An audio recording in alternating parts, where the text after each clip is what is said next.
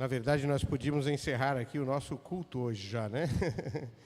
E o Senhor já falou conosco de diversas formas e de diversas maneiras. E vamos brevemente refletir agora na sua palavra. Nós queremos falar sobre o Verbo que virou carne e habitou entre nós. E nós vimos a sua glória como a glória manifesta do unigênito de Deus, Pai Todo-Poderoso. Tem um texto da Palavra de Deus que se encontra em 2 Samuel, e aí hoje a gente vai usar alguns textos, então não se preocupem em seguir. Posso até depois passar no grupo os textos que nós usamos aqui, para que vocês possam ler em casa. Mas se você quiser ir abrindo os textos, também pode. Em 2 Samuel, no capítulo 22, versículo 25, numa tradução diferente, que é chamada linguagem contemporânea, o texto diz assim, Davi dizendo, Deus reescreveu o texto da minha vida, quando eu abri o livro do meu coração aos olhos dele. Nessa tradução contemporânea diz assim, Deus reescreveu o livro da minha vida, quando eu abri as páginas desse livro aos olhos dele. Mas qual é o texto das nossas vidas? Qual é o seu livro? No Salmo 139, a palavra de Deus nos diz que Deus escreveu todos os dias das nossas vidas, quando nós éramos ainda criaturas informes no ventre das nossas mães. Qual é a sua narrativa? Se a sua vida fosse um livro, o que conteria nele, nestas páginas de 6 meses, de 1 ano, 2, 10, 20, 30, 40, 60 ou mais anos? Os gurus da autoajuda e as manchetes das revistas, eles incitam a gente a descobrir qual é a narrativa das nossas vidas. E eles dizem, olhe para dentro de vocês, vejam a sua história, entendam as suas próprias vidas e reescrevam. E a gente tenta reescrever e na segunda-feira a gente volta para a mesma narrativa. Mas é importante que nós compreendamos que o Verbo que virou carne, ele estava desde o princípio, quando nada ainda existia, ele já existia. E nada do que foi feito sem que ele não participasse. Cristo é a palavra, Cristo é o Logos de Deus, Cristo é a própria palavra, é a manifestação viva e concreta de Deus, é o Verbo encarnado. É aquele que se fez história e participou da nossa história. E, portanto, irmãos e irmãs, é muito importante que nós façamos e permitamos que o Cristo, Filho de Deus encarnado, que existe quando nada existia, e que nada do que foi feito sem que ele deixasse de participar, sendo ele o próprio Deus, sendo ele o Filho de Deus encarnado, aquele que morreu na cruz do Calvário e entregou as suas vidas por cada um de nós.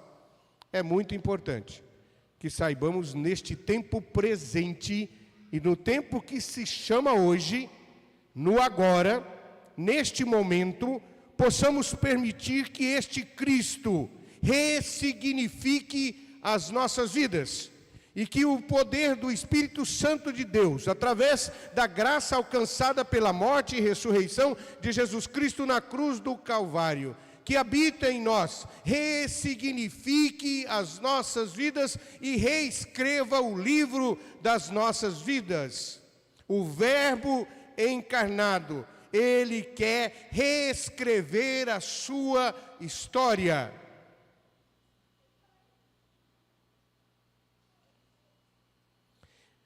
Este é o momento presente. Por quê? Porque o passado já não existe mais. Define o que somos no presente. E o futuro ainda não chegou. E ele será aquilo que fomos no passado e somos no presente. Portanto, é muito importante que no presente, no tempo que se chama hoje, permitamos que o Senhor Deus transforme as nossas vidas e reescreva a nossa história. E aqueles que pecaram, que não pequem mais. E a mudança das nossas vidas pelo poder de Deus é o grande privilégio que é dado pela graça. Quando você domina o presente e você entende o passado, começa a criar uma nova história e constrói o seu futuro. O segredo está em separar e evitar que um interfira negativamente no papel do outro. O presente, criado pelo passado, e criação do passado, o hoje nada mais é do que o ontem, quando chegar o amanhã. O hoje nada mais é do que o ontem, quando chegar o amanhã. O futuro só existe quando vira presente. E você é resultado de tudo que você realiza hoje. O que você está escrevendo hoje no livro da sua vida? O que nós estamos escrevendo hoje nas páginas do nosso presente? Aonde está Cristo nisso? E o quanto Cristo tem feito com que nós vivamos a plenitude desta possibilidade? O pecado faz separação entre nós e o nosso Deus. O pecado é a concupiscência, e que se manifesta através da concupiscência da carne, da concupiscência dos olhos e da soberba da vida, ou da ostentação e da riqueza. Tiago vai dizer que cada um é tentado de acordo com o seu próprio desejo, está lá em Tiago capítulo 1, versículo 14, 15 e 16, quando diz assim: cada um, porém, é tentado pelo próprio mau desejo, sendo que esse iludido e arrastado por esse desejo. Em seguida, esse desejo, tendo concebido, faz nascer o pecado. E o pecado, após ter sido consumado, gera a morte. Deus nos gerou para abençoarmos e para sermos abençoados. Meus amados irmãos e irmãs, não vamos permitir que sejamos enganados pelo pecado no tempo que se chama hoje. Não vamos permitir que sejamos enganados. A palavra de Deus diz: não ameis o mundo, nem as coisas que há no mundo. E se alguém ama o mundo, não está nele o amor do Pai. Porque tudo que há no mundo, a concupiscência da carne, a concupiscência dos olhos e a soberba da vida, não vem do Pai, mas vem do mundo. Portanto, não ameis o mundo, no tempo que se chama hoje. Mas amemos Cristo agora, para que amanhã estejamos ainda mais apaixonados por Ele e pela sua história na nossa história. Somos tentados, somos seduzidos e arrastados pelas nossas cobiças e desejos. O texto de Gênesis 2:17, quando Deus chega para a mulher e diz: não comerás da árvore do conhecimento do bem e do mal, porque no dia que dela comeres, com toda certeza morrerás. Aí em Gênesis 3:6, quando a mulher observou que a árvore realmente parecia agradável ao paladar, muito atraente aos olhos, além de tudo desejável para elas se obter sagacidade, tomou do seu fruto, comeu e deu ao seu marido que estava em sua companhia, e ele igualmente comeu. Ou seja, foi levada, arrastada pela concupiscência dos olhos, foi arrastada pela sua própria cobiça, pelo seu próprio desejo. Ou seja, se nós não corrigirmos a nossa mente, não corrigirmos os nossos corações, no tempo que se chama hoje, a nossa história e as próximas páginas do livro da nossa vida continuará sendo escrito com os mesmos problemas, as mesmas demandas, os mesmos vícios e as mesmas marcas e os mesmos padrões hereditários que herdamos dos nossos pais, que construiu o nosso caráter, com toda a possibilidade e com toda a deformação. Por isso, no tempo que se chama hoje, é o dia de reescrever a sua vida a partir da palavra eterna do verbo que virou gente. De reescrever as nossas vidas. Porque o salário do pecado é a morte. E o que é a concupiscência dos olhos, a concupiscência da carne e a soberba da vida? A consciência dos olhos é aquela brecha que o pecado encontra para entrar em nossos corações. É os olhos, é o que vemos. É as coisas que são oferecidas. E o que é a consciência da carne? No contexto bíblico, são as nossas paixões desordenadas por causa do pecado original, da natureza humana, da nossa natureza decaída, pervertida, inclinada para o mal. O apóstolo Paulo diz: não faço o bem que eu quero, mas faço o mal que eu não quero. Ora, se eu faço aquilo que não quero, então já não sou eu que estou agindo, mas o pecado que habita em mim que faz com que eu haja para o mal. Por isso eu tenho que quebrar esse ciclo.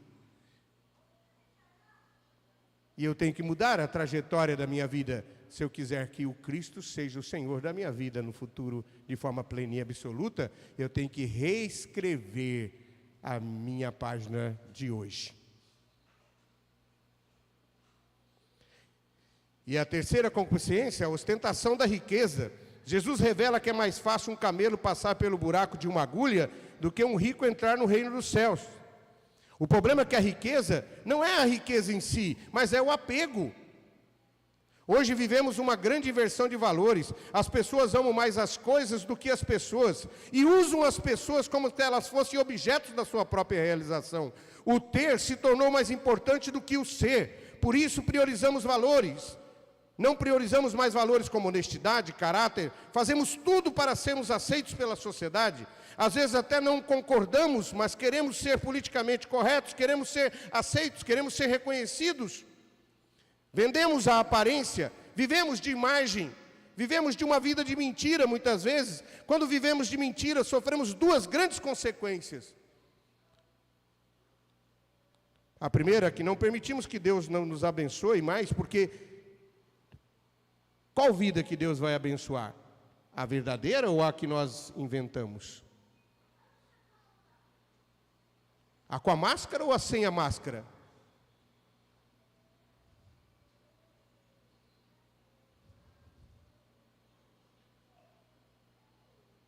E a segunda, perdemos a nossa paternidade, porque deixamos de ser filhos de Deus, passamos a ser filhos da mentira, é isso? Não, não perdemos a salvação, porque ela foi conquistada pela graça, mas passamos a viver a miserabilidade do pecado e sob o domínio dele. Romanos 5,12 diz assim: concluindo da mesma forma como o pecado ingressou no mundo por meio de um homem, e pelo pecado a morte, assim também a morte foi legada a todos os seres humanos, porque todos pecaram, e por isso todos estão destituídos da glória de Deus. A sua história habita na história de Deus, e esta é a grande promessa da Bíblia. Foi Cristo que nós descobrimos quem somos e por que nós vivemos. Muito antes de ouvirmos falar de Cristo e de depositarmos a esperança nele, Ele já tinha um plano para as nossas vidas e Ele já nos conhecia, ainda quando o mundo não existia. E Ele já tinha escrito todos os nossos dias no livro da vida. E quando nós éramos uma criatura informe no ventre das nossas mães, Ele já nos conhecia. Tinha um plano maravilhoso para nós. Havia um projeto de dar uma vida gloriosa, um propósito. Hoje é o tempo da escolha. Hoje é o tempo de decidirmos como viveremos e como construiremos as nossas vidas. Jacques Lacan, um psicanalista, ele coloca, que é um dos psicanalistas mais utilizados no período presente, ele diz que é necessário que as pessoas passem pelos processos de terapia que explora o inconsciente, não para escavar o passado, mas para propor novas formas de viver o futuro. E os lacanianos acreditam que o inconsciente se forma por rupturas traumáticas do curso normal das ações da vida de uma pessoa. Isso costuma acontecer quando alguém não entende racionalmente algum acontecimento da sua vida. É o que Paulo disse.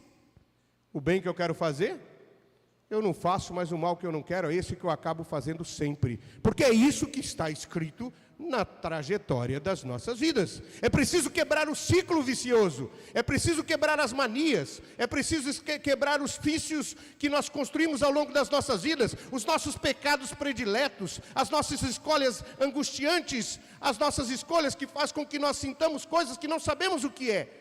E tenhamos desejos por aquilo que a gente não sabe de onde vem. É porque estamos sob o domínio do pecado, concupiscência dos olhos, concupiscência da carne e soberba da vida. É porque nós estamos vivendo para nós mesmos, angustiadamente vivendo para nós mesmos, desesperadamente vivendo para nós mesmos, porque o Cristo que vive em nós nos deu a salvação, mas é necessário que nós experimentamos esta salvação no dia que se chama hoje, e que tenhamos as nossas vidas transformadas, onde havia injustiça, que haja justiça, onde havia mentira, que haja verdade, onde havia morte, que haja vida, onde havia maledicência, que haja a palavra de bondade, onde havia a corrupção, que haja a verdade, e a verdade que é o próprio Cristo, que é a palavra, a verdade vos libertará, e uma vez livres, estarão eternamente livres. O Cristo que nos salva, quer garantir que nós vivamos hoje uma vida de dignidade. O Cristo que nos leva para o céu, quer que nós vivamos aqui de forma digna, como se fôssemos cidadãos dos céus, que vivem aqui na terra. Mas para que isso aconteça, é necessário que nós entreguemos de fato a plenitude das nossas vidas ao Cristo, que mudemos as nossas atitudes, que mudemos os nossos pensamentos, que quebremos as trajetórias que herdamos, às vezes negativas, dos nossos pais. Não precisamos repetir nas nossas vidas, nos nossos relacionamentos, as coisas negativas que herdamos da nossa família. Precisamos mudar, precisamos quebrar. Precisamos ser pessoas, como estudamos hoje, mais bondosas, mais misericordiosas, mais benevolentes. Precisamos ser pessoas que se preocupem com os outros, igual se preocupa consigo mesmo.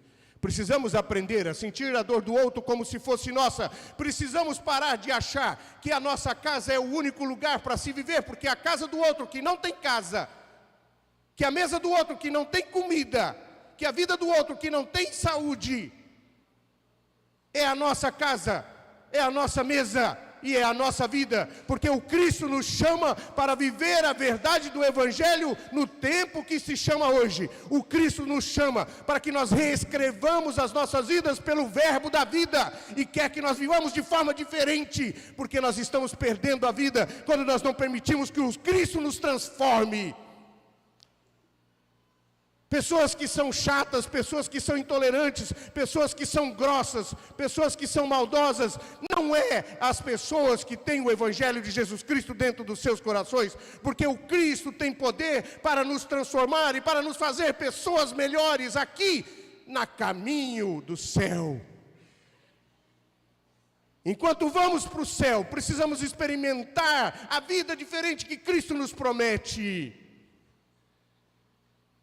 O nosso inconsciente reproduz no consciente as nossas práticas, e os nossos inconscientes podem ser curados e transformados pelo verbo da vida.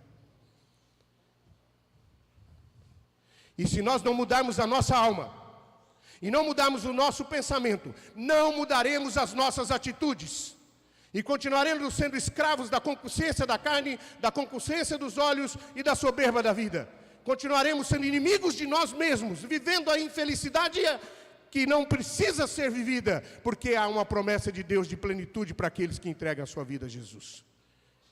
Não é só no céu, é aqui. Vivemos como que pedaços do céu caíssem sobre as nossas vidas todos os dias, experimentando a presença de Deus em nós, transformando as nossas vidas e nos usando para transformar a vida daqueles que estão sem Jesus. Para concluir a nossa reflexão, conhecereis a verdade e a verdade vos libertará. E em Timóteo, 1 Timóteo, capítulo 1, versículo 3 a 16. A palavra diz: e sem dúvida alguma, grande é o mistério da piedade. Aquele que se manifestou em carne foi justificado em espírito, visto pelos anjos, pregado entre os gentios, crido no mundo e recebido acima na glória.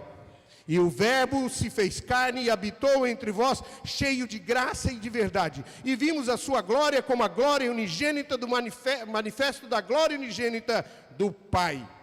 E respondeu-lhe Jesus: eu sou o caminho, a verdade e a vida, e ninguém vai ao Pai se não for por mim. Em João 14, 9 a 11, disse-lhe Jesus: há tanto tempo estou convosco, e vocês não me conhecem?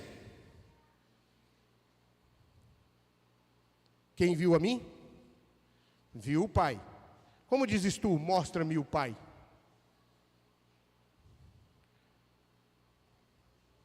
Como podemos amar a Deus a quem não vemos, se não amamos as pessoas que vemos? Como podemos dizer que amamos a Deus e odiamos os nossos irmãos?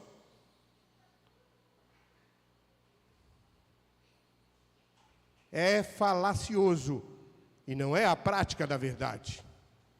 E isso traz consequências danosas para as nossas vidas, para os nossos corações, para as nossas mentes, gerando angústia, gerando dores desnecessárias, que é a dor da cobiça, que é a dor da angústia de querer ter o que os olhos veem, de querer ter o que o corpo deseja e de querer ostentar as riquezas da vida. Angustiados e doentes, vivem as pessoas como se fossem zumbis, escravos de si mesmos,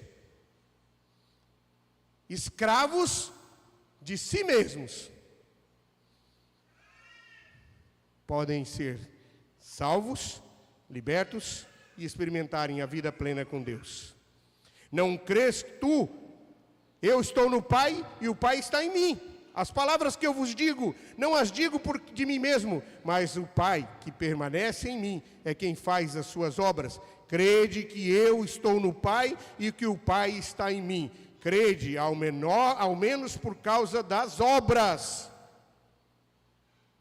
E por último, eu e o Pai somos um. E se me conhecerdes, conhecerei a verdade, e a verdade vos libertará. Levarás para o céu, mas levará para os céus com misericórdia no coração. Levarás para o céu com bondade no coração. Levarás para o céu com equidade nas suas decisões. Levará para o céu com exercício de compaixão. Levará para o céu com bondade no coração. Levará para o céu pessoas misericordiosas, pessoas amorosas, pessoas transformadas por Deus, que aprendem a viver a experiência de amar o outro mais do que a si mesmo e descobrem o sentido da vida, a razão da existência.